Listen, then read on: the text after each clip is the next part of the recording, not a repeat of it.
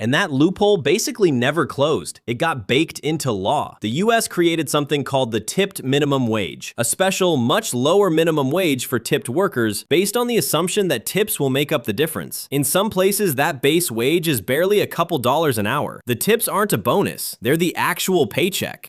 So that's the key thing to understand. In America, tipping isn't really optional generosity anymore. It's how a huge number of workers actually get paid. When you skip a tip, you're often not skipping a thank you, you're skipping someone's rent money, which is exactly why the whole system feels so heavy and guilt-soaked. And then technology made it so much worse. Those tablet checkout systems made it effortless for every business to add a tip prompt. So suddenly you're being asked to tip at the smoothie place, the bakery, the oil change, the place where a guy handed you a muffin. The system spread way beyond restaurants and the rules dissolved into chaos.